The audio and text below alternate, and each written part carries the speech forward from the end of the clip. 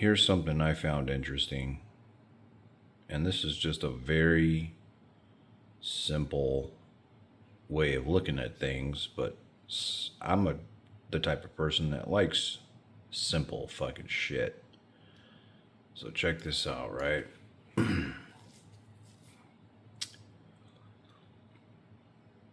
This green line right here is the 200-day EMA. This orange line is the 50-day. This blue one is the 21-day. So these are moving averages, and you can see this chart goes back to 1993 or something like that. But anyway, we're looking at the last 10 years.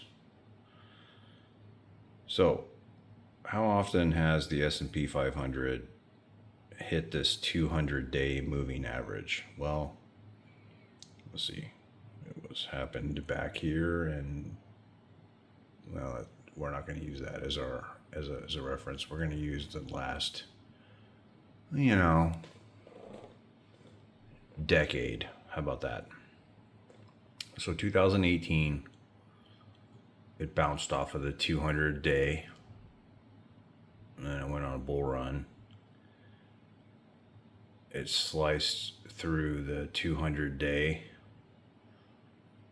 2020 when we had COVID. And then over here, it bounced off of the 200-day in 2022. So look at the last decade. 2020, .com bust. Or I'm sorry, that's 2018. That was the issue with China. Let's see. Where was the .com bust? Oh, I'm sorry, 2000s. Jesus. It's going to be over here somewhere. Let's zoom out on this chart. 1998. All right, here, .com bust. Yeah, it sliced through the 200-day.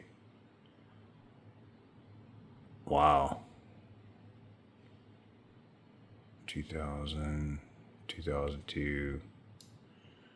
Yeah, well, that was the that period right there is known as the this period right here was known as the gosh, there's a word for it. It escapes me now. Basically, you had no return during this time. There was a word for it. Let's see, what is that? What is the term to describe the time in the stock market where you make no returns during 2020? Oh, no. The phrase used to describe the time during the dot-com bubble. Fuck, that doesn't work. Oh, the lost decade. Check out these pictures. Yeah, it's the lost decade. It was economic stagnation that lasted fucking 10 years. So that's the lost decade right there. And it started from what? The 1990s. So 98 to 2008. So during this time, you made fucking zero money, dude. Look at that. Unless you were, trading these dips and whatnot. But overall, the stock market, the S&P 500 did not do anything.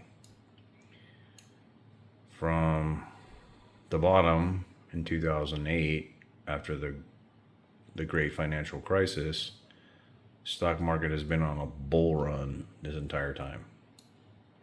But what I found interesting was this.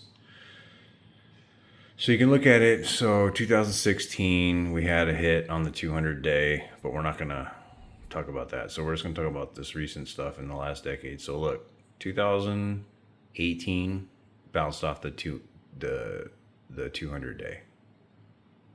18, 20, 22, 24. So I'm just talking about a pattern. We're looking like every 2 years we're testing this 200 day. Every 2 years, roughly, we're testing this 200 day, which is the green line here. So if we're just looking at patterns, well, maybe we're due for some kind of correction coming up here in 2024 into 2025 possibly. We have a little green candle bouncing off of the 21-day EMA. I expect this to kind of play off like maybe this one did here,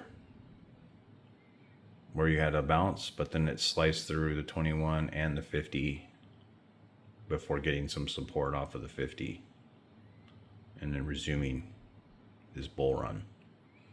So I would say if you see a slice through the 21 day into the 50, I would say all of these EMAs, I would say all of these moving averages are good buys. You can always dollar cost average in. You know, say you had $100, right? Or say you had $75, $25 here, $25 there, $25 there. So your average is going to be somewhere in the middle of these three moving averages. So you're probably going to end up like somewhere around here. But historically, once you see the stock market bounce off of this 200 day or get down into that level, that's a really good level to buy.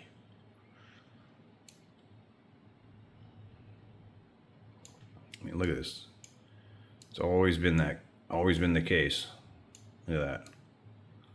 It's always been the case. So why would it stop now? This is just a very fucking simple way of looking at it, dude.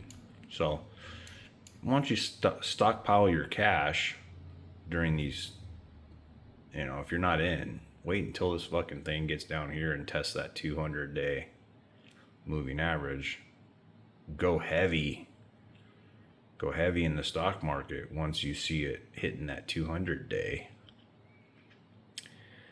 And I guarantee you, that's a fucking guarantee. How often are you going to get a guarantee? Historically speaking, dude, you are always going to make money except for the lost decade. And the lost decade, people didn't do too well.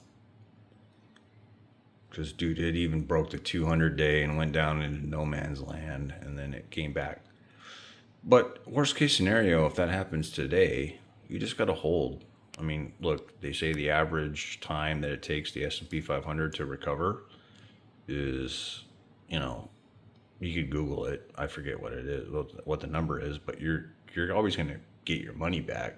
Just going to take some time. So you're never really losing. You know, look at this perfect cup and handle into this fucking bull market that we've seen right now. That's textbook. Look at that. But anyway, that was just my take on things, something that I've noticed. If you find this video helpful, please subscribe, like the video. You guys have a good night.